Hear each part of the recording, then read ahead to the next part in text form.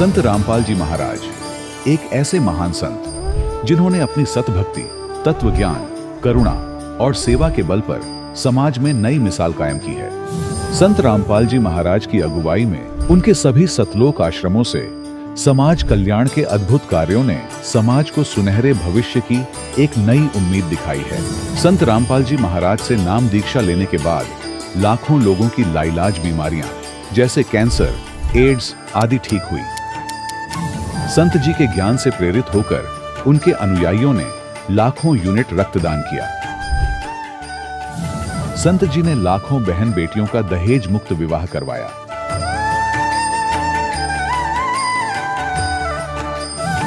संत जी ने लाखों लोगों का नशा छुड़वाया, करोड़ों उजड़े परिवार बसे। संत जी के आश्रमों में समागम के दौरान निःशुल्क नेत्र चिकित्सा, दंत चिकित्सा प्रदान की जाती है। संत रामपाल जी महाराज द्वारा समय समय पर पर्यावरण संरक्षण के उद्देश्य से बड़े स्तर पर वृक्षारोपण किया जाता है। संत जी ने जरूरतमंदों को तत्काल राहत पहुंचाने के लिए एम्बुलेंस सेवा शुरू की। संत जी अपने अनुयायियों को देहदान के लिए प्रेरित करते हैं, जिससे मानवता की सेवा और चिकित्सा क्षेत्र में सुधार हो सके। संत रामपाल जी महाराज के सभी आश्रमों में हर रोज निःशुल्क भंडारा आयोजित किया जाता है, जहां हर वर्ग, हर जाति और हर धर्म के लोग एक साथ बैठकर भोजन करते हैं।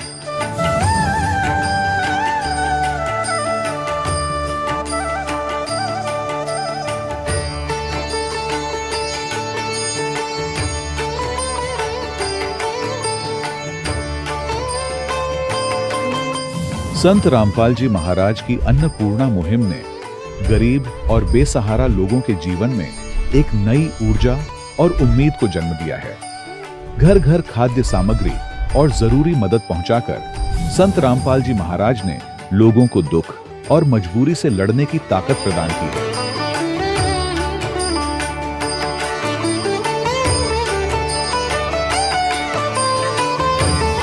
संत रामपाल जी महाराज द्वारा गरीब लोगों के लिए घर बनवाने का अद्भुत कार्य एक ऐसी मिसाल कायम कर रहा है जो सदियों सदियों संत जी की उदारता और दया भावना के तौर पर जाना जाएगा।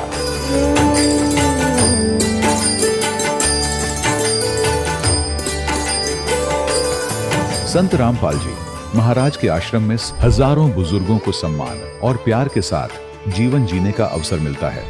उनके खाने, रहने और स्वास्थ्य की पूरी जिम्मेदारी संत रामपाल जी महाराज उठाते हैं। अनाथ बच्चों के लिए संत रामपाल जी महाराज के सभी आश्रम किसी वरदान से कम नहीं। यहाँ उन्हें शिक्षा, संस्कार और भविष्य के लिए बेहतर अवसर प्रदान किए जाते हैं। चाहे बाढ़ हो, भूकंप या महामारी, संत रामपाल जी महाराज और उनके अनुयायी हमेशा ही जरूरतमंदों के लिए सबसे आगे खड़े रहते हैं। कोविड महामारी के दौरान संत रामपाल जी महाराज के आश्रमों से करोड़ों लोगों के लिए भोजन, दवाइयां और जीवन रक्षक सामग्रियां उपलब्ध कराई गई। चाहे गरीब की मदद हो या किसी शोषित और पीड़ित वर्ग के हक और सम्मान की लड़ाई, संत रामपाल जी महाराज ने हमेशा ही उनकी दबी आवाज को सरकारों तक पहुंचाया है और उन्हें उचित न्याय दिलवाने में अहम भूमिका अदा की है। समाज में आध्यात्मिक और सामाजिक मूल्यों के प्रति जागरूकता लाने में संत रामपाल जी महाराज हर कदम पर मानवता के सच्चे सेवक साबित हुए हैं। संत रामपाल जी महाराज का जीवन हमें सिखाता है कि सच्ची सेवा वही है जो निस्वार्थ भाव से की जाए। आइए हम भी इस महान सेवा के कार्य में इस महान संत से जुड़ें और संत रामपाल जी महाराज से नाम दीक्षा लेकर अपने जीवन को धन्य बनाएं।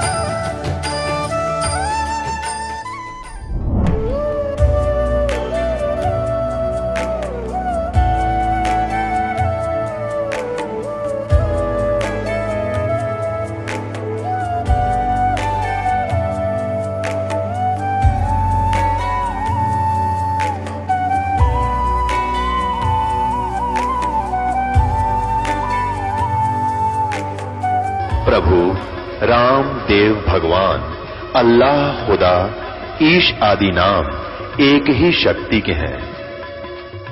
वो कैसा है, कहां है, कैसे मिलता है, किसने देखा है?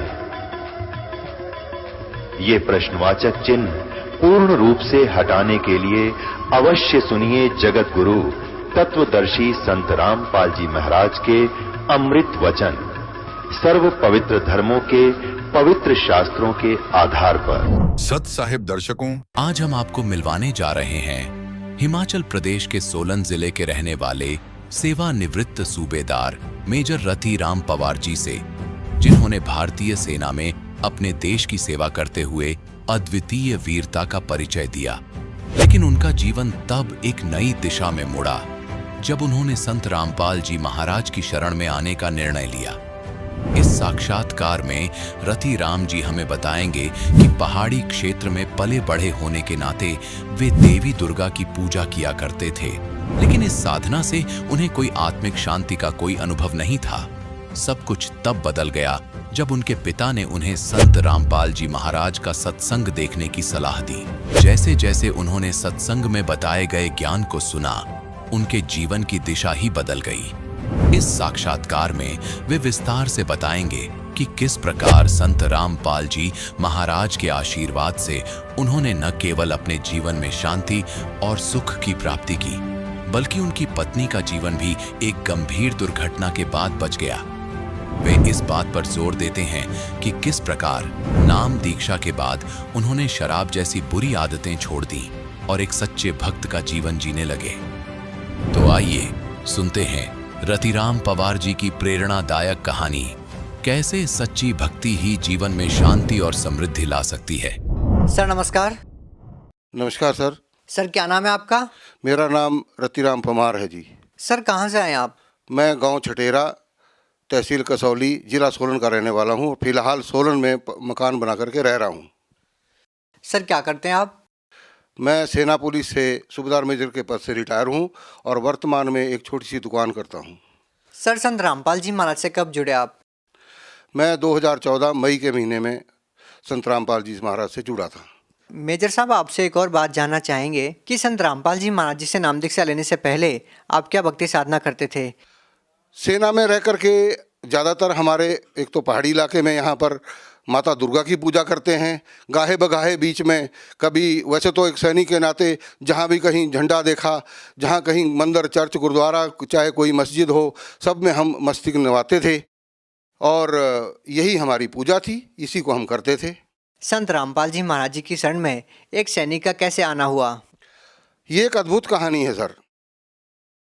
मैं दुकान में बैठा था, कुछ 4-1 बजे का टाइम था शाम को। मेरे पिताजी कबीर साहब के बहुत अच्छे अनुयायी हैं, उनके भक्त हैं। वो अचानक, कभी मैं ज़िंदगी में हमको डांट तक नहीं मारा। उस दिन फ़ोन आया और एकदम डांट करके मुझे बोला, क्या यार ये केबल हमारी बंद हो गई और मैं धार्मिक सुनना है। तो कुछ ऐसे लहजे में बोला कि मुझे भी अंदर से गुस्सा आ गया कि मुझे ही क्यों ऐसा बोला है। फिर मन में सोचा कि मैं बड़ा ही बड़ा हूँ, मेरे को बोलेंगे और किसको बोलेंगे। मगर मेरे अंदर भी आग भड़क गई। तो मैंने क्या किया कि ठीक है बोल करके, और जो केबल वाला था मैंने सारी कसर उसके ऊपर निकाल दी। इतना गुस्से में बोला और 2 मिनट में उसे ठीक करके फटाफट मेरे पास दौड़ के आया। अंकल जी आप इतना गुस्से कभी हुए नहीं। मैं भी पछताया कि मैंने वाकई इसको गलत बोल दिया। खैर जो हुआ, फिर पिताजी को भी महसूस हुआ, उन्होंने दोबारा मुझे फ़ोन किया कि यार ऐसी बात थी, मैं धार्मिक प्रवचन आते हैं और उसके थोड़ा मतलब मुझे एक किस्म से मस्का लगाने लगे वो। तो मैं समझ गया कि कोई बात नहीं, लेकिन मेरे को गुस्सा उस बात का बड़ा भारी था। तो खैर, मगर एक बात जो उन्होंने बोली वो मेरा रास्ता ही बदली कर दिया जीवन का, कि उन्होंने ये बताया कि देखना यार, शाम को एक सत्संग आता है, उस पर देखना है, कोई कबीर साहब की बड़ी अच्छी भाषा बोलता है। और वो संत बोला बड़ी अच्छी बोलता है, उसको देखना आपने। परमात्मा ने रजा करनी थी, इस पापी को रास्ते पर लाना था। वो टाइम मुझे याद रहा और मैंने जैसे वो लगाया तो मैंने देखा ये कौन से संत है भाई। हालांकि मैं सेना में रहते हुए सभी के साथ काम किया तो मुझे हरियाणा की भाषा का भी मालूम था, सबका ज्ञान था। तो मैं बोला ये तो हरियाणा के हैं, लेकिन जिस टाइम वो बता रहे थे तो मेरी एकदम मुझे हिट सा हुआ कि ये ज्ञान तो हमने आज दिन तक कभी हमें बताया ही नहीं किसी ने, और जो हमने भी देखा लेकिन कभी गौर नहीं किया। मतलब उसमें मुझे रुचि पड़ी। सर, जब आपने पहली बार संत रामपाल जी महाराज जी के सत्संग सुने तो पहली बार जरूर आपके मन में कुछ न कुछ तो आया होगा कि कैसे ये उलूल जुलूल बातें कर रहे हैं देवी देवताओं के बारे में। हमने काफी सारे अनुयायियों से जब इसके बारे में पूछा तो काफी सारे लोगों ने ये बताया भी कि पहली बार जब उन्होंने संत रामपाल जी महाराज जी का सत्संग सुना तो वास्तव में ही थोड़ा अजीब लगता है और गुस्सा भी आता है। नहीं, अजीब तो लगा लेकिन गुस्सा नहीं आया। ये परमात्मा की रजा समझिए आप, मुझे कोई गुस्सा नहीं आया। हाँ, इतना ज़रूर हुआ कि मेरा एक रूटीन बना। अब मैं क्या बोलूँ, मुझे बताते हुए शर्म आती है कि चलन शुरू होना, मैंने पक्का लगाना, डेली देखना दुकान में, और मैं क्या बताऊँ, मुझे बड़ी शर्म आती है बोलते हुए कि उसी टाइम पर मैं शराब पी शुरू कर देता था। और वो मेरा ये रूटीन मुझे मालूम नहीं कि वो शायद 1 साल चला या कितना चला, लेकिन मैंने एक भी मिस नहीं की वो सत्संग। और वो मेरा था 1 घंटे में, जब वो ख़त्म मेरा भी बंद इधर से प्रोग्राम। तो ऐसे ही एक किस्म, आपको पता है शराबी कैसा होता है। लेकिन दिल में एक लहर ऐसी उठती गई और अंत में ऐसा अटैक हुआ मेरे ऊपर कि एक दिन मेरे मन में आया, बस इनफ, नहीं तो अब ख़त्म है तेरा काम। ऐसी अंदर से एक लहर उठी। मैंने उसी टाइम रात को, पता नहीं कितनी पिरक थी मुझे मालूम नहीं, लेकिन जब सुबह मैं सोया रहता था, सुबह मैं सबसे पहले उठ करके बैठ गया और जैसे पिताजी सामने आए, मैंने सीधा उनसे जब पूछा, पहला शब्द यही था, मैं कहा पिताजी आप नीचे बरवाला कब जाएंगे? तो मुझे ऐसे लगा कि मेरे मुंह से मुझे इतनी बदबू लगी, अरे बाप रे बाप, मैंने शराब इतनी बुरी तरह, उससे पहले कभी मेरे को बदबू नहीं आई, उस दिन लगी। बोला, मेरी तरफ देखा, पिताजी ने बोला अभी 10-15 दिन में जाएंगे। मैं कहा ठीक है जी, मैं भी जाऊंगा। भक्त में मेरी मिसिज भी आकर के खड़ी हो गई, तो मैंने बोला जी आपने भी चलना है।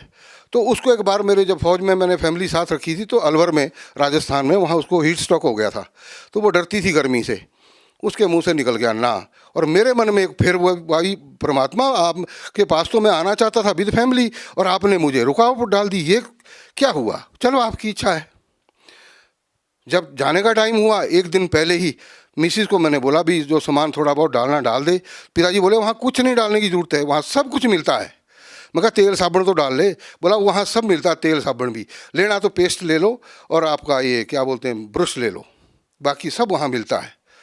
मैं कहा अच्छी बात है। तो मिसिस क्या बोले, मैं भी चलूँ? परमात्मा, कितनी खुशी हुई मुझे उस टाइम पर, मैं गदगद हो गया। परमात्मा ने इतनी इजाज़त दी मेरे को और हम दोनों गए, हमने वहाँ जाके नाम लिया। ये है परमात्मा की दया। सर, एक बड़ी विचित्र बात है कि हम सुनते हैं कि जो लोग संत रामपाल जी महाराज जी के प्रवचन सुनते हैं, उनका सत्संग सुनते हैं, उनका नशा छूट जाता है। लेकिन आपका तो रूटीन ही बन गया कि सत्संग सुनना और शराब पीना। सर, ये शराब पीने का क्या मतलब था कि सत्संग सुनते टाइम ही शराब पीना, क्या मतलब था? ये मुझे भी समझ में नहीं आया कि क्या होता था। कुछ ऐसा हो गया कि उससे पहले मैंने नहीं करना, जिस टाइम सत्संग शुरू होनी उसी टाइम, और जिस दिन नाम लिया उसके लेकर आज तक 4-5वां साल होने वाला है, लेकिन उसके बाद हमने कोई भी नशे को हाथ नहीं लगाया। इवन दुकान के अंदर, घर के अंदर कहीं कहीं पड़ी रहती थी। मैंने बेटे को बुलाया, मैंने बोला बेटा उनको उठाओ और घर के निचली मंजिल में बाहर जाओ और ढक्कन खोल के धरती में गाड़ दो, इसको किसी और को भी ना देना इसको। मेजर साहब, बहुत सारे लोग ये बोलते हैं जो संत रामपाल जी महाराज जी से जुड़े हुए हैं, वो कहते हैं कि संत रामपाल जी महाराज जी से नाम दीक्षा लेने के बाद उनको बहुत सारे लाभ मिले हैं। लेकिन अपने आप में ये हैरान करने वाली बात है कि एक संत केवल मंत्रों के जाप से अपने अनुयायियों को कैसे लाभ दे सकता है, जबकि आज साइंस का ज़माना है, आप पढ़े लिखे भी हैं, आपने आर्मी में अच्छा खासा वक्त बिताया है। क्या आप इन बातों में विश्वास करते हैं? बिल्कुल विश्वास क्यों नहीं करते जी, 100% विश्वास है। हमारी जो भक्ति है, मैं एक छोटी सी बात मैं बताऊंगा। हमारी भक्ति पहले थी, हम हलो हलो करके बुला रहे थे। अब हम हलो हलो बुलाएंगे तो कोई नहीं सुनेगा मेरी बात को, लेकिन अगर हम उसको नाम से पुकारेंगे वो पक्का हमारी बात को सुनेगा, उस पर गौर भी करेगा, हमारी तरफ आएगा भी, पूछेगा भी, हमारी तकलीफ होगी उसको दूर भी करेगा। वो उन्होंने बताया कि हलो हलो से कोई फ़ायदा नहीं है, इनके सही नाम से आप पुकारिए, और हम उसका उसी ढंग से उसका नाम ले रहे हैं उनका, और हमें लाभ हो रहे हैं, इसमें कोई डाउट ही नहीं। सर, आधुनिकता के इस दौर में आप ये मानते हैं कि किसी संत से नाम दीक्षा लेने से या मंत्र जाप करने से कोई भक्ति लाभ मिल सकता है? बिल्कुल मिल सकता है। अब उदाहरण पे है इसके लिए, गुरु नानक देव जी को मिला, मीराबाई को मिला, और कई भक्त प्रहलाद को मिला, ध्रुव को मिला। जिसने भक्ति की उसको सबको लाभ मिला, और इतना अद्भुत लाभ मिला इसमें कोई शंका नहीं है। हमें तो यह अचंभा होता है कि आप भी इस ढंग की बात करते हैं। भक्ति से लाभ क्यों नहीं मिलता है? अब अगर ढंग से हमको नाम बताया हो और हम उसको जपेंगे तो उनको लाभ मिलेगा। लेकिन जो हमारे धर्म के अनुयायी हैं, जिनको हम समझते हैं कि हमारा बेड़ा पार करेंगे, उनको खुद को ही मालूम नहीं है, वो दूसरे को क्या बताएंगे? सर हमने तो यही सुना है, जो कि बड़े बड़े धर्मगुरु हैं, शंकराचार्य हैं, मौलवी हैं, वो तो यही कहते हैं कि जो कर्म में लिखा है, जो आपके कर्म संस्कार है वही मिलेगा, उससे ज़्यादा या कम नहीं मिल सकता।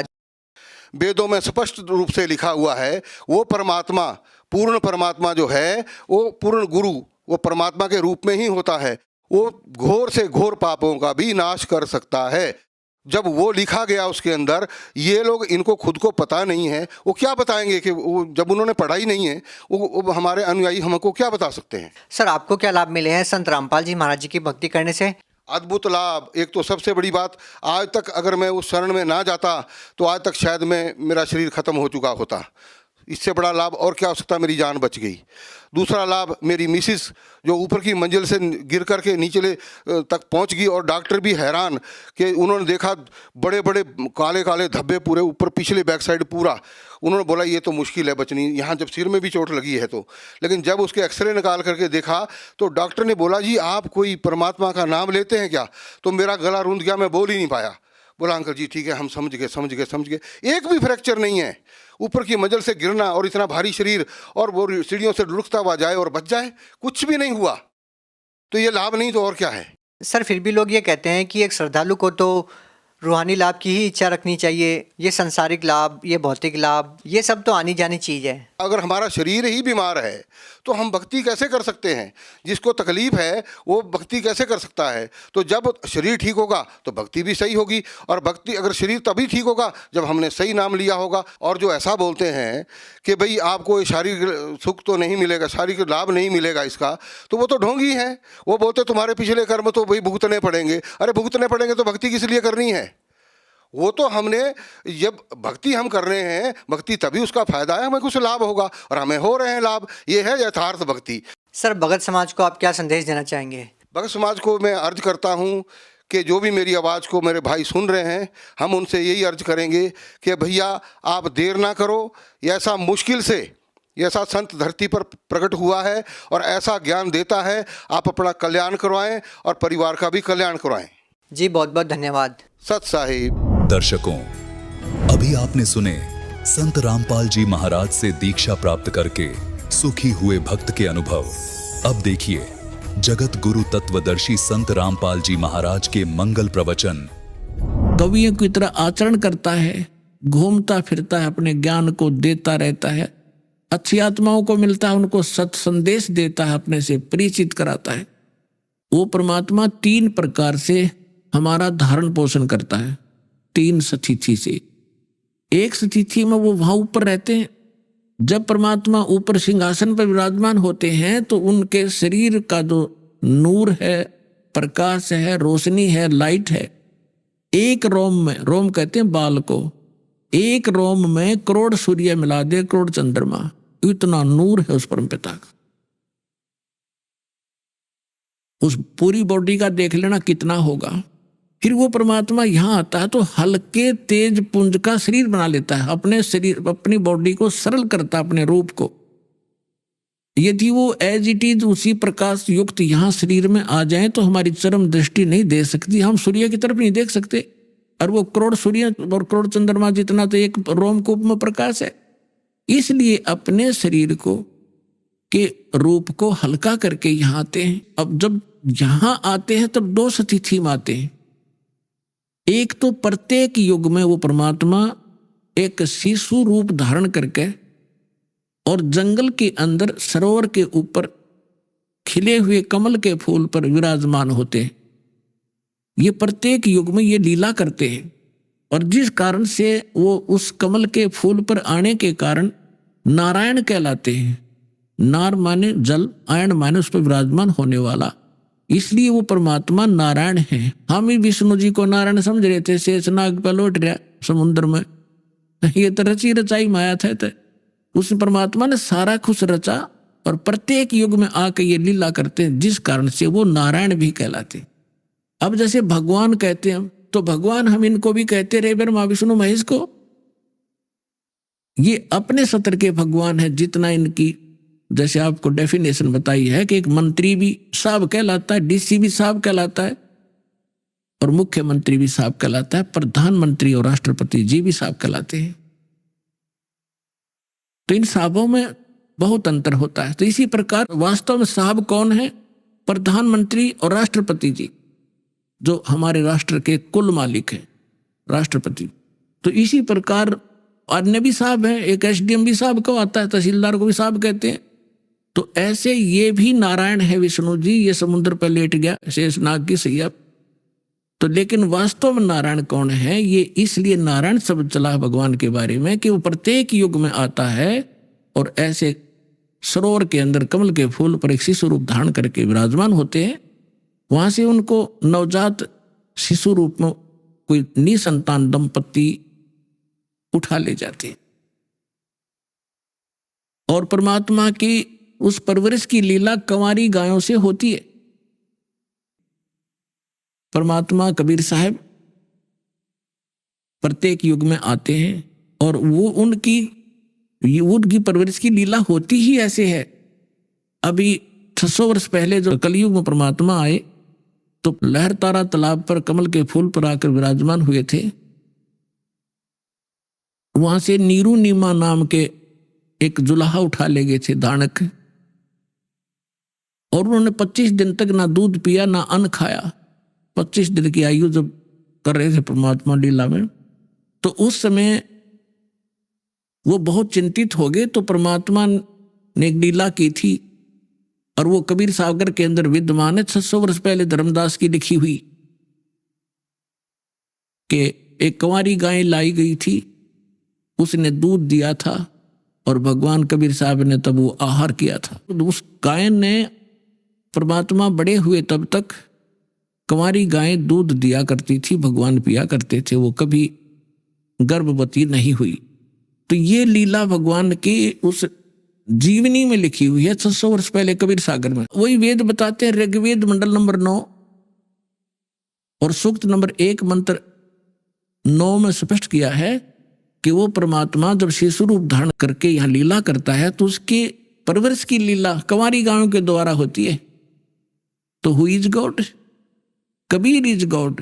और हु इज कबीर? वो धारक रूप रहा करतार। अब उन महापुरुषों ने जिन्होंने भगवान मिला उनमें से कौन कौन है आपको दिखाते हैं। आदरणीय धर्मदास साहिब जी बांधवगढ़ वाले, उनको भगवान मिले। आदरणीय मलुकदास साहिब जी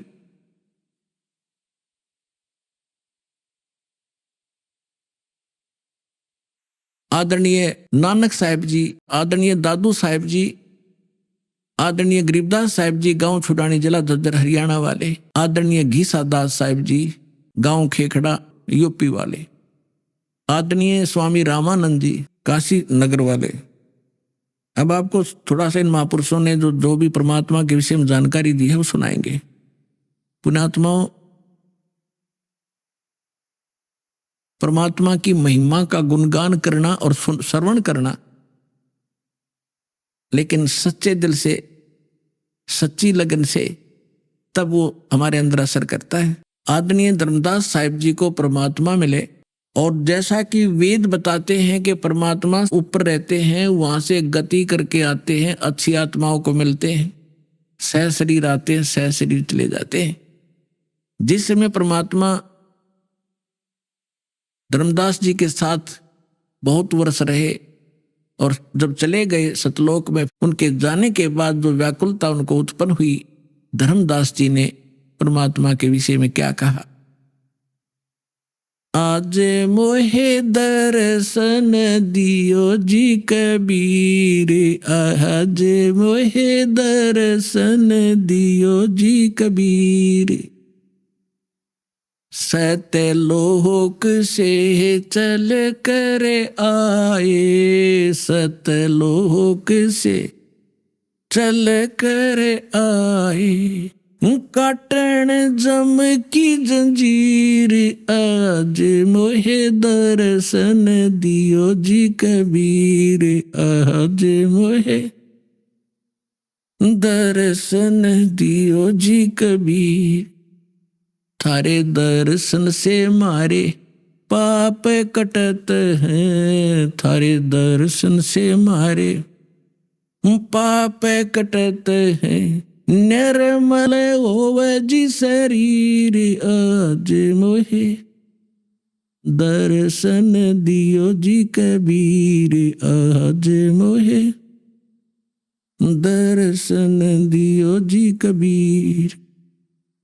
अमृत भोजन मारे सतगुरु जी में, अमृत भोजन मारे सतगुरु जी में। शब्द दूध की खीर, आज मोहे दर्शन दियो जी कबीर, आज मोहे। हिंदू के तुम देव कहाए, हिंदू के तुम देव कहाए। मुसलमान के पीर, आज मोहे दर्शन दियो जी कबीर, आज मोहे दर्शन दियो जी कबीर। दोनों दीन का झगड़ा छिड़ गया, दोनों दीन का झगड़ा छिड़ गया। टोहे ना पाए शरीर, आज मोहे दर्शन दियो जी कबीर, आज मोहे। धर्मदास की अर्ज गुसाई, धर्मदास की अर्ज गुसाई। खेवा लंगाइयो पर ले तीर, आज मोहे दर्शन दियो जी कबीर, आज मोहे दर्शन दियो जी कबीर। अब धर्मदास जी ने क्या बताया कि सतलोक से चलकर आए और काटन जम की जंजीर। गरीबदास साहब जी कहते हैं, सतगुरु आए दया करी, ऐसे दीन दयाले। बंदी छोड़ वृत्तास कहा, जठर अग्नि प्रतिपाले।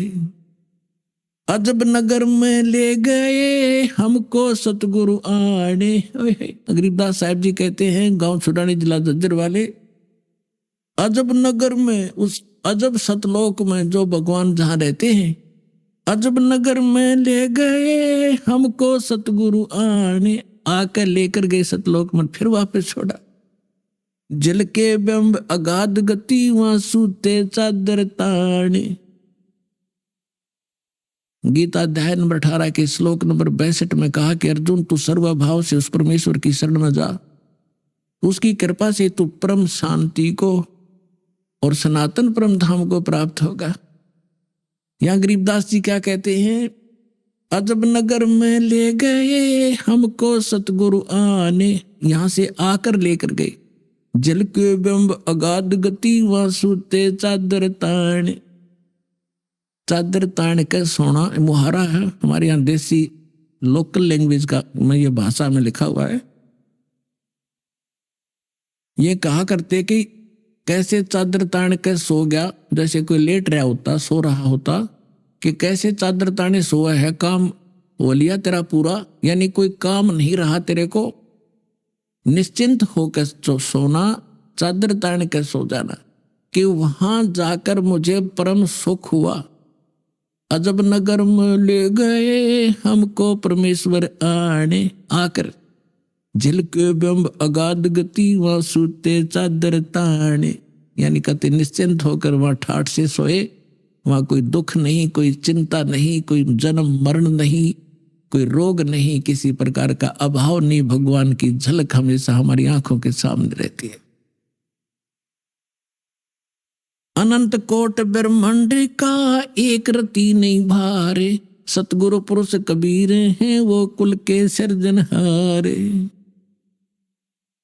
अब क्या बताते हैं, गैबी ख्याल विशाल सतगुरु अचल दिगंबर थीर हैं, भक्ति हेत काया धर आए अवगत सत कबीर हैं, हरदम खोज हनोज हाजर त्रिवेणी के तीर हैं, दास गरीब तबीब सतगुरु बंदी छोड़ कबीर हैं, हम सुल्तानी नानक तारे दादू को उपदेश दिया, जात जुलाहा भेद न पाया वो काशी माहे कबीर हुआ, सब पदवी के मूल हैं ये सकल सिद्धि हैं तीरे, दास गरीब सतपुरुष बजो वो अवगत कला कबीर, जिंदा जोगी जगत गुरु ये मालिक मुर्शिद पीर, तो दीन झगड़ा मंडा पाया नहीं शरीर। एक मलुकदास नाम के महापुरुष हुए हैं, बहुत बड़े किसान थे, अरोड़ा जाति से थे, परमात्मा उनको मिले। थोड़ी सी झलक सुनाते हैं, क्योंकि वेदों ने बताया कि वो परमात्मा अच्छी आत्माओं को मिलते हैं जो दृढ़ भक्त होते हैं। मलुकदास नाम के अच्छी आत्मा थे, किसान थे, खत्री अरोड़ा जाति से थे, लेकिन पुण्यात्मा तो पुण्यात्मा ही रहती हैं। तो परमात्मा क्या लीला किया करते हैं, पहले कहीं भी किसी एक क्षेत्र में आ जाते थे। जैसे दास बता रहा था, भगवान 3 प्रकार से हमारा धारण पोषण करता है। एक तो स्थिर वहाँ शरीर में रहते हैं, तेजो में शरीर में सतलोक में। दूसरा वो शिशु रूप धारण करके प्रत्येक युग में एक ही लीला करते हैं ऐसी। और फिर अन्य जो शरीर धारण करके किसी साधु संत के रूप में कहीं पर भी किसी के वहाँ प्रकट हो जाते हैं। और पहले तो ऐसा कम्युनिकेशन था नहीं आपस में, 150 किलोमीटर दूर कोई बैठा रहे, 10 दिन 1 महीने में पता ना लगा उसका वहाँ कौन रहा करता। ऐसे उस समय परमात्मा कहीं भी प्रकट हो जाते थे और वहाँ रहते थे 1-2 वर्ष, 4 वर्ष, 10 वर्ष, और अपना नाम गाम बताते नहीं थे। हम भी सुना करते थे कि एक साधु आया था, उसने नाम गाम नहीं बताया, पड़ा पहुंचा हुआ था और उसकी महिमा गाई जाती थी, परंतु ये नहीं पता होता था वो कौन थे, कहाँ से आए थे, कि वो बताया नहीं करते थे। तो ऐसे परमात्मा एक स्थान पर रह रहे थे, आश्रम बनाकर छोटा सा, और वहां से फिर उनके भक्त गांव नगर में हो जाते थे। एक गांव में 4-5 घर थे, 5-6। तो भगवान वहां जाते थे, गांव गांव में, नगर नगर में अपना अमृतवाणी सुनाया करते थे, बोल बोल के जैसी लीला भगवान किया करते।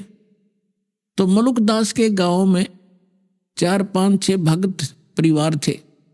तो गुरुजी वहां गए सत्संग करने के लिए। तो सभी ने प्रार्थना की, आज हमारे घर करना, कल हमारे घर करना, हमारे घर चरण रखना। अब गुरुजी जाते हैं तो उत्तम भोजन बनाया जाता है। तो पहले दिन एक घर में सत्संग किया, बढ़िया खीर खांड का भोजन, हलवा बनाया गया। अगले दिन दूसरे के घर में, अगले दिन तीसरे के घर में। तो आसपास के लोग इस ज्ञान से परिचित ना होकर विरोधी हो जाते हैं, और जगत और भगत के विचारों का मतभेद होने से एक दूसरे के विरोधी ये स्वाभाविक हुआ करते हैं।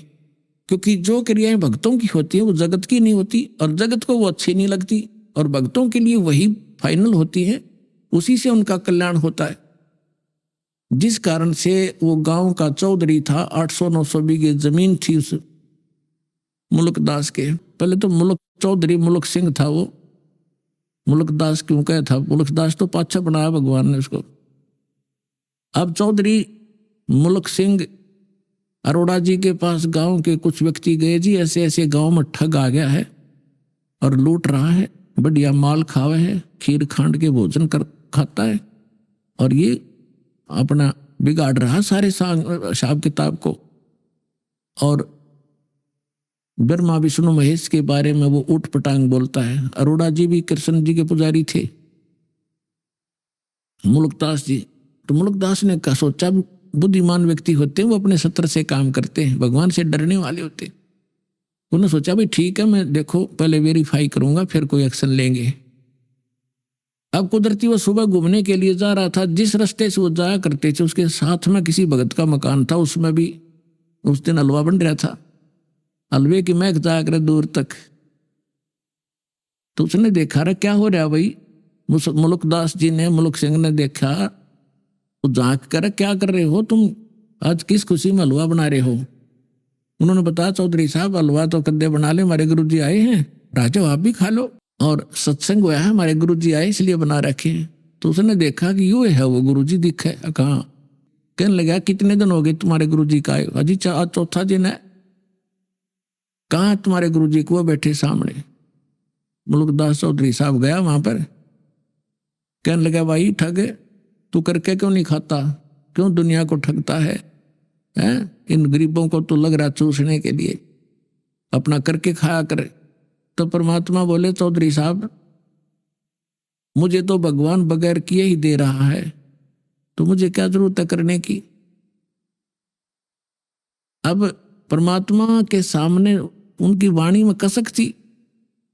तो मुल्कदास ने सोचा भाई संत है, भगत है, ज्यादा खसना ठीक नहीं इसके साथ, चलो इसने जो कह दिया सो कह दिया।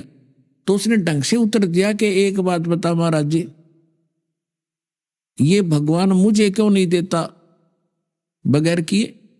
परमात्मा बोले कि तुझे विश्वास नहीं है, तेरे पास वो भक्ति नहीं है जिसमें भगवान बगैर करे भी दे देता है। अब वो भक्ति तो इतनी समझा नहीं। कहने लगा कि एक शर्त रख।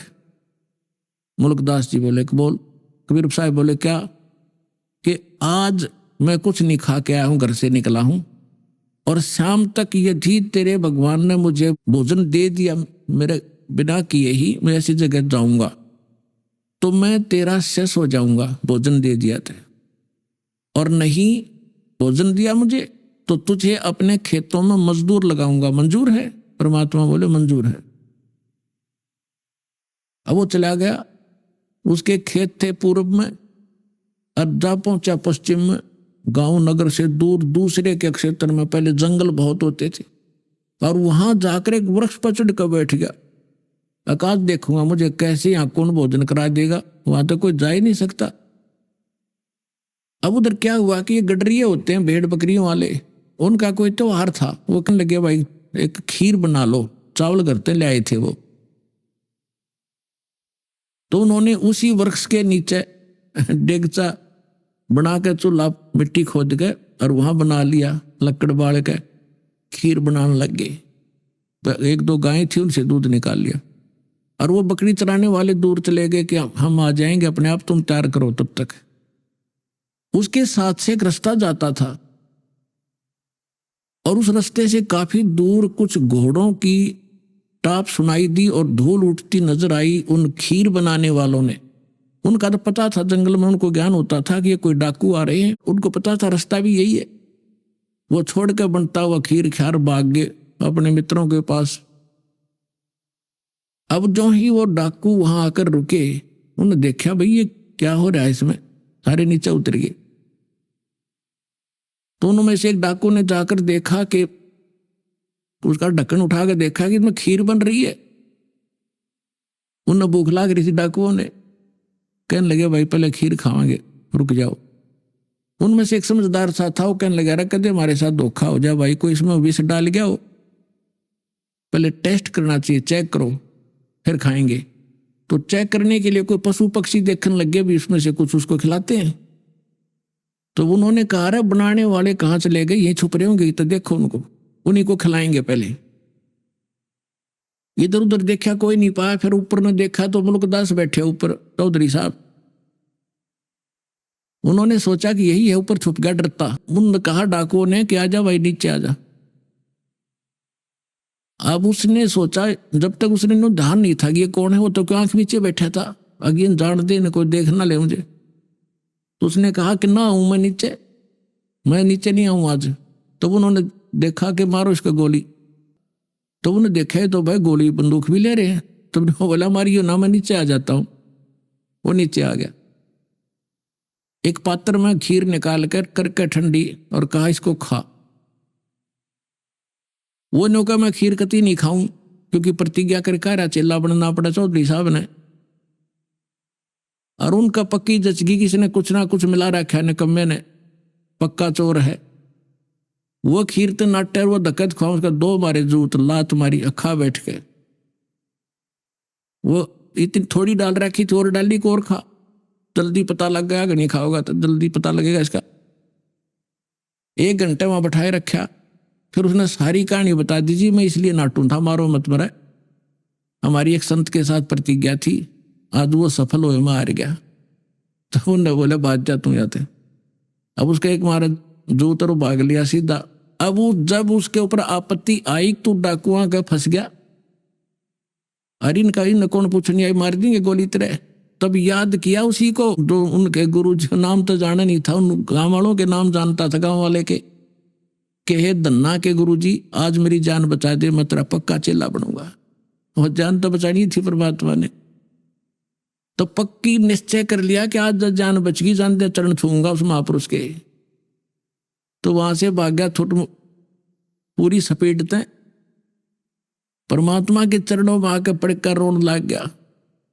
परमात्मा बोले सुना भाई, भगवान ने सेवा करी कुछ? बोला जी आपका भगवान तो मर मर खीर खिलावा है, और मैं आपका चेला, आप मेरे गुरु जी, मेरी जान बख्श दिया। तो तब उस मुल्कदास ने क्या कहा, जब सारे ज्ञान से परिचित हुआ और सतलोक में ले गए भगवान, फिर वापस छोड़ा उस प्यारी आत्मा को।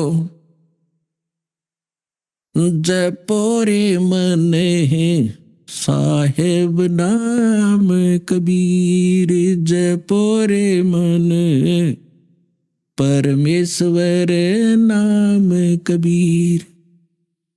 एक समय गुरु बंसी बजाई कालंदरी के तीर, एक समय गुरु बंसी बजाई कालंदरी के तीर। सुर नर मुनि जन थक गए थे, वो रुक गया दरिया नीर। जपोरे मन साहेब नाम कबीर, जपोरे मन परमेश्वर नाम कबीर। काशी तज गुरु मगहर पहुंचे, दोनों दीन के पीर। काशी तज गुरु मगहर आए, दोनों दीन के पीर। कोई गड्ढे कोई अग्न जरावे, ढूंढा ना पाया शरीर। जपोरे मन साहेब नाम कबीर, जपोरे मन। कोई गड्ढे कोई अग्न जरावे, नेक न धरते धीर। कोई गड्ढे कोई अग्न जरावे, नेक न धरते धीर। चार दाग से सतगुरु न्यारे, अजर अमर शरीर। जपोरे मन साहेब नाम कबीर। चार दाग से सतगुरु न्यारे, अजरो अमर शरीर। दास मलूक सलूक कहते हैं, हो जो खसम कबीर। जपोरे मन साहेब नाम कबीर। अपना आत्मा वेद बताते हैं, परमात्मा ऐसी लीला करता है। आंखों देखे वो महापुरुष बताते हैं कि जो काशी के अंदर धानक रूप में आया था वो परमात्मा, वो पूर्ण परमात्मा है। उन्होंने सचखंड में देखा और फिर यहाँ पर देखा जब उनकी महिमा गाई। आदरणीय नानक साहिब जी को परमात्मा बेई नदी सुल्तानपुर शहर के साथ से बहा करती थी, जहां नानक जी एक नवाब के यहाँ नौकरी किया करते थे और सुबह सुबह स्नान करने के लिए जाया करते थे। वहां परमात्मा मिले एक संत महात्मा साधु के रूप में। उनसे काफी 2 बार मिले, दूसरी बार फिर उनको अंतर्ध्यान किया, दरिया में डूबने का बहाना करके शरीर को रख दिया वहां अप स्ट्रीम के अंदर 2-3 किलोमीटर दूर जंगल में सुरक्षित। और परमात्मा उस आत्मा को लेकर गए सचखंड में। वहां से फिर उनको वापस छोड़ा तीसरे दिन। उसी दिन थे वो प्रथम उदासी उन्होंने काशी की। परमात्मा ने कहा था मैं बनारस में रह रहा हूं, कबीर मेरा नाम है और जुल्हा मेरा काम है। अब नानक साहिब जी ने भगवान को वहां देखा, फिर उसको उनको ये यकीन नहीं हो पाया कि परमात्मा जुल्हा धानक कैसे हो सकता है। तब जब उन्होंने काशी में आकर भगवान को देखा उस जो धानक रूप में, ओए हो, तब उन्होंने क्या कहा, एक सुआन दुई सुआनी, नाल भलके भोकाई सदा बियार, और कूड़ छुरा मुठा मुर्दार, ये धानक रूप रहा करता। गुरु ग्रंथ साहिब के पन्ना नंबर 24 पे ये वाणी अंकित है। और नानक साहब की महिला पहला की वाणी है, मैं पथ की बिंद न करनी की कार, ओ बिगड़ रूप रहा विकराल, तेरा एक नाम तारे संसार, मैं एहो आस एहे आधार।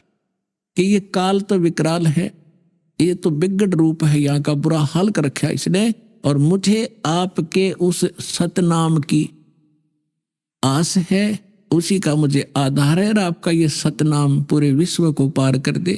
तेरा एक नाम तारे संसार, मैं ए हो आस ये हो आधार, मुख निंदा आख्या दिन रात, पर घर जो ही नीच मनाथ, काम क्रोध तन वसे चंडाल, ये धानक रूप रहा करता। हाई सूरत मुलुक की वेश, ओए हाई सूरत मुलुक की वेश, ए ठगवाड़ा ठगी देश, खरासी आना पोता बार, ये धानक रूप रहा करता। परमात्मा को काशी में देखा जब नानक साहब जी ने, ये ठगवाड़ा ठगी देश, प्यार से कह रहे हैं ये ठग, ये बैठा भगवान खुद, जो मैंने सचखंड में देखा वो जो का तू ये धानक रूप रहा करता, और लोगों धानक रूप रहा करता। फिर कहा था कि 731 पृष्ठ पे कहा है कि अंधला चुंधला नीच जात परदेसी, मेरा खिल आवे तिल जावे, एक सेकंड में यहाँ 1 सेकंड में ऊपर पावे, और ताकि संगत नानक रेंदा कैसे मुंडा पावे। 721 पृष्ठ पे गुरु ग्रंथ साहिब में लिखा है कि एक अर्ज गुप्तम पेश तो दर कून करतार, हक्का कबीर करीम तू बे ए परवरदिगार। कि हे सत कबीर, हक्का कबीर, बे ऐब परवरदिगार, तू सच्चा करतार है, सारी सृष्टि का रचनहार तू ही है। तो इस प्रकार इन महापुरुषों ने परमात्मा को पाया। अब आदरणीय दादू साहेब जी ने जब परमात्मा मिले थे 7 वर्ष की आयु में, बालक थे छोटे से दादू जी, परमात्मा उनको सचखंड लेकर गए। 3 दिन 3 रात तक बेहोश पड़े रहे, कोमा में थे दादू जी। सारे हाहाकार मच गई, रिश्तेदार इकट्ठे हो गए, सब वैद्यों को झाड़ फूक वालों को करवा लिया, दिखा लिया, कुछ नहीं हुआ। जब तीसरे दिन परमात्मा ने वो आत्मा वापस छोड़ी, उसके बाद वो खड़े हुए और देखा हाहाकार मच रही थी। वैसे तो सोपन भी मान लेते, जब देखा हो मैं तो भगवान के साथ गया था, मैं तो परमात्मा के साथ गया था, और 3 दिन तक वहां देखा, और ऐसे ऐसे जैसे रास्ते में जो दिक्कतें आती हैं वो भी दिखाई दादू जी को। फिर क्या बताया है, जिन मुझको निज नाम दिया, सोए सतगुरु हमारे, दादू दूसरा कोई नहीं, वो कबीर सिरजनहारे। अब आदरणीय रामानंद जी को परमात्मा ऐसे लेकर गए थे, सचखंड ले गए। वो ज्यादा विद्वान पाक रहे थे, संस्कृत भाषा गणी जाने थे, ब्राह्मण कुल में जन्म था, 1400 ऋषि बना रखे थे जो उनके द्वारा प्राप्त ज्ञान को आगे जनता में प्रचार किया करते थे, और बहुत बड़ा बोलबाला था। 104 वर्ष के वृद्ध हो चुके थे रामानंद जी, जो परमात्मा कलयुग में काशी में आए हुए थे। वो 5 वर्ष की लीला में आई थी भगवान की, यानी 99 वर्ष का अंतर था। परमात्मा 5 वर्ष के और रामानंद 104 वर्ष के महर्षि, विद्वान, कंठस्थ याद कर रखा चारों वेदों के मंत्रों को, गीता को, पुराणों को, और बोला धारावाहिक संस्कार सुनाया करते थे। अभी आपने सुने संत रामपाल जी महाराज के मंगल प्रवचन। आइए अब सुनते हैं संत रामपाल जी महाराज से नाम दीक्षा लेकर सतभक्ति करके अद्भुत लाभ प्राप्त करने वाले अनुयायी के विचार। दर्शकों, जहां एक ओर आज के समय में बच्चे भक्ति और भगवान से दूर होते जा रहे हैं, वहीं दूसरी ओर एक ऐसी प्रेरणादायक कहानी भी है जो आपको सच्ची भक्ति की शक्ति का एहसास कराएगी। यह कहानी है शिवपुरी मध्य प्रदेश की रहने वाली सपना रजत जी की, जो अभी पढ़ाई कर रही हैं। इतनी छोटी उम्र में भी सपना जी भक्ति मार्ग पर चल रही है और पूर्ण परमात्मा की कृपा से सभी विकारों से दूर है। पहले इनका परिवार देवी देवताओं की पूजा अर्चना में लगा हुआ था, लेकिन समस्याओं का सिलसिला थमने का नाम नहीं ले रहा था। इनके पिताजी नशे के शिकार थे और इनकी मां निरंतर चिंताग्रस्त रहती थी। इस बीच सपना जी की बहन को भी टीबी जैसी गंभीर बीमारी ने घेर लिया था। सपना जी के मन में यह प्रश्न रहता था कि यदि ईश्वर हैं, तो फिर हमें इन समस्याओं का सामना क्यों करना पड़ रहा है। इसी दौरान इनकी माताजी को एक व्यक्ति ने पूर्ण संत रामपाल जी महाराज जी के बारे में बताया। जब ये आश्रम गईं, तो वहां का पवित्र वातावरण और संत जी की दिव्य शिक्षाओं ने इनके जीवन को पूरी तरह से बदल दिया। अब सपना जी के पिताजी ने नशा छोड़ दिया है और इनकी बहन की टीबी की बीमारी भी ठीक हो चुकी है। दर्शकों, यह कहानी केवल एक उदाहरण नहीं, बल्कि यह प्रमाणित करती है कि सच्ची भक्ति और एक सच्चे गुरु की कृपा से जीवन की हर बाधा को पार किया जा सकता है। आइए सुनते हैं सपना रजत की यह प्रेरक कहानी, उन्हीं की जुबानी। नमस्कार जी। सत साहिब। क्या नाम है आपका? सपना रजक। कहाँ से आए हो? सुप्री एमपी से। सपना, क्या करते हो आप? पढ़ाई। संत रामपाल जी महाराज से नाम दीक्षा आपने कब ली? 11 अप्रैल 2013 को। संत रामपाल जी महाराज से नाम दीक्षा लेने से पहले आप क्या भक्ति साधना करते थे? संत रामपाल जी महाराज जी से नाम दीक्षा लेने से पहले हम सभी देवी देवताओं की भक्ति करते थे। जितने भी 33 करोड़ देवी देवता हैं, उनकी सबकी जहाँ से भक्ति साधना मिलती थी, सबकी भक्ति साधना करते थे। तो जो ये आप भक्ति देवी देवताओं की करते थे, इनसे आपको क्या क्या लाभ हुए? जो हमने देवी देवताओं की भक्ति साधना करते थे, उनसे हमको कोई लाभ नहीं हुआ, बल्कि हमको हानि होती थी। जैसे कि पहले मेरे पापा ड्रिंक करते थे, वो ड्रिंक छोड़ने का नाम ही नहीं लेते थे। मेरी मम्मी उनसे बहुत परेशान हो गई थी। जैसे हमारा पहले मकान भी नहीं बना हुआ था, तो मम्मी कहती थी कि गृहस्थी कैसे चलेगी, मैं तो पागल हो जाऊंगी, ऐसे मुझे नहीं रहना यहाँ पे। तो हम बहुत दुखी रहते थे। हम कहते, भगवान, अगर आप भगवान हैं विश्व में, तो हमारे लिए लाभ क्यों नहीं होते?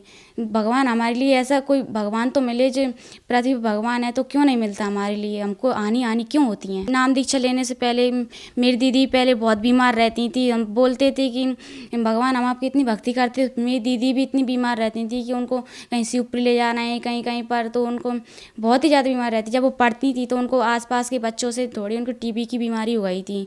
तो फिर मम्मी बोलती थी कि पढ़ने से बड़ी बच्ची को बीमारी भी हो गई है। तो हम सब परेशान हो गए थे। तो दीदी में बहुत पैसा लगा दिया था, तो हम बहुत परेशान हो गए। तो हम कहते, भगवान है तो हमारी दीदी क्यों ठीक नहीं होती? तो ऐसे हमारे लिए बिल्कुल भी हमारे लिए लाभ नहीं हुआ।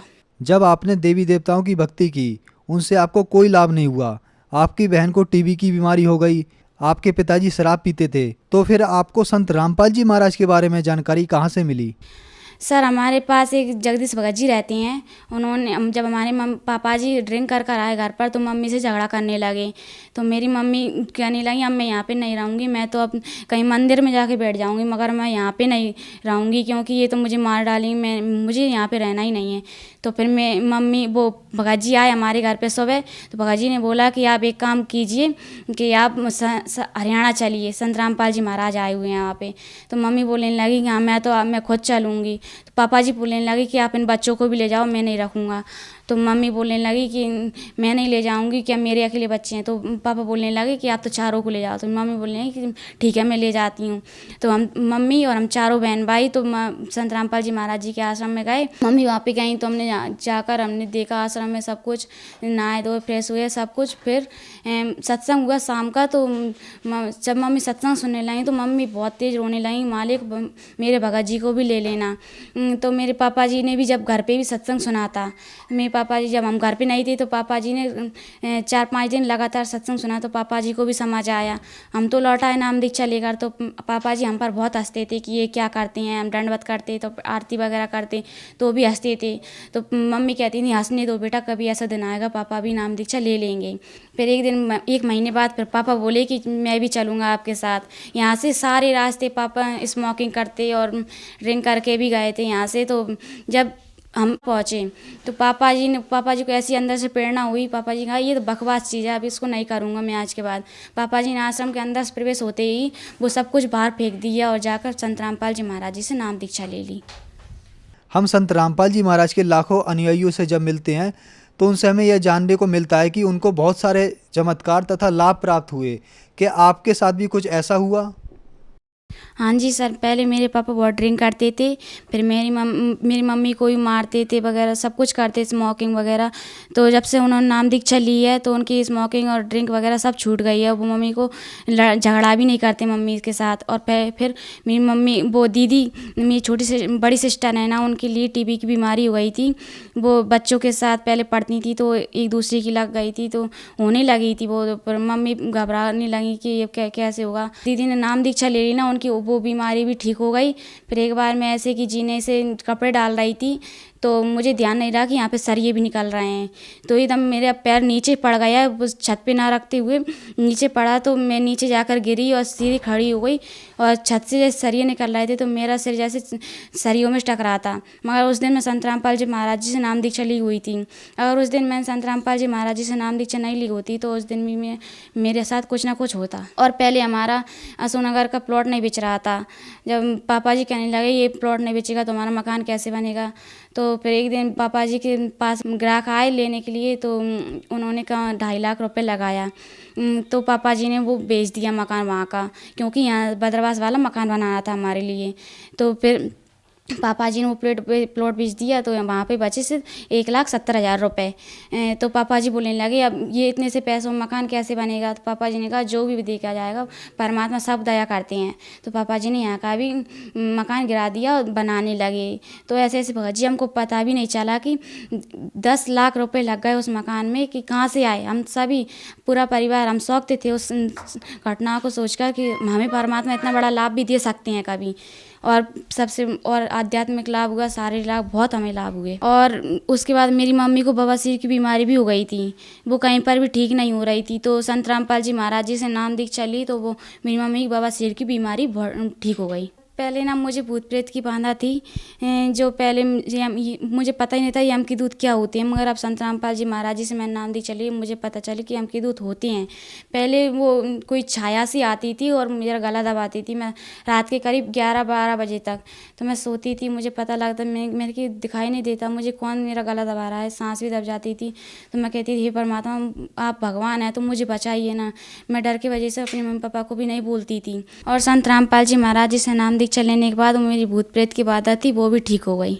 आज हमारा पूरा परिवार संत रामपाल जी महाराज जी से नाम दीक्षा लिए हुआ है और सब भक्ति साधना करते हैं।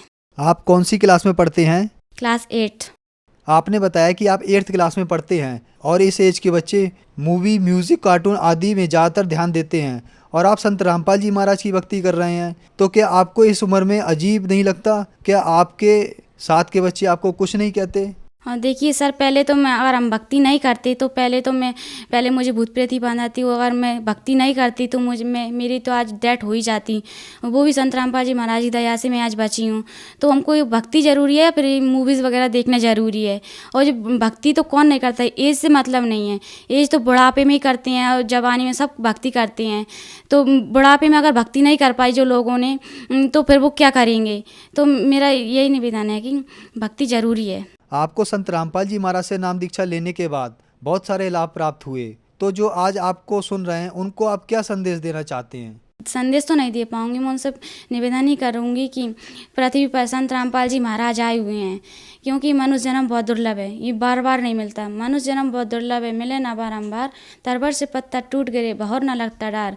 ये फिर बार बार जन्म नहीं मिलेगा, ना जाने फिर हम ये जन्म मिला है, फिर अगली बार हम कौन सी योनि में जाएंगे, कौन सी जन्म मिलेगा हमारे लिए, फिर भक्ति कहाँ से करेंगे। मनुष्य जन्म यही प्राइम टाइम है, इसमें गोल्डन चांस हमारे लिए, और इसमें भक्ति साधना कर लिया तो कर लिए, नहीं फिर बाद में नहीं कर पाएंगे। और जल्दी से जल्दी जितना जल्दी हो सके संत रामपाल जी महाराज जी की शरण में आओ और अपना कल्याण कराओ, क्योंकि यही प्राइम टाइम है, गोल्डन चांस अगर हमने छोड़ दिया तो ये मौका बार बार नहीं मिलेगा।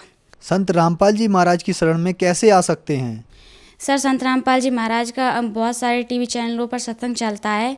टीवी स्क्रीन पर नीचे पट्टी आती है, उस पर कुछ नंबर्स दिए रहते हैं, उन पर कॉल करके आप उनसे पूछ सकते हैं कि जो हमारे नज़दीक कौन कौन सा नामदान सेंटर है, वहाँ से कहाँ से नाम दीक्षा ले सकते हैं। तो वहाँ से वो आपको बताएंगे और नाम दीक्षा वहाँ से आप जाकर नाम दीक्षा ले सकती हैं। धन्यवाद। Thank you sir.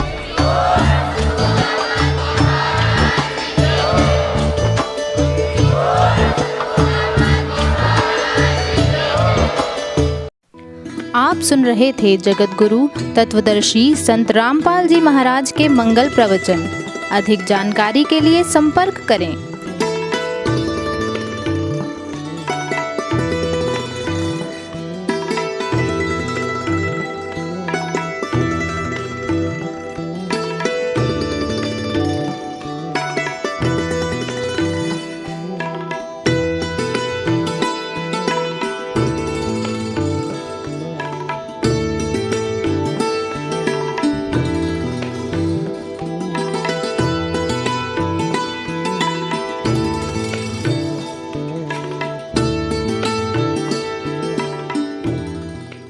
Jagat Guru तत्वदर्शी संत रामपाल जी महाराज जी के पावन सानिध्य में भक्ति की अलख जगाने तथा श्रद्धालुओं को सत्य भक्ति मार्ग का रास्ता दिखाने हेतु कनाडा के लोकप्रिय channel the TV NRI channel पर जगत गुरु तत्वदर्शी संत रामपाल जी महाराज जी के मंगल प्रवचनों का प्रसारण प्रतिदिन सुबह 7:30 बजे से 8:30 बजे तक तथा रात्रि 7:30 बजे से 8:30 बजे तक किया जा रहा है। इस सत्य भक्ति मार्ग को अपनाने के लिए अधिक से अधिक सत्संग प्रसारण देखें। इस सत्संग प्रवचन का सीधा प्रसारण संत रामपाल जी महाराज लाइव सत्संग YouTube चैनल और जगत गुरु संत रामपाल जी महाराज फेसबुक पेज पर भी देख सकते हैं।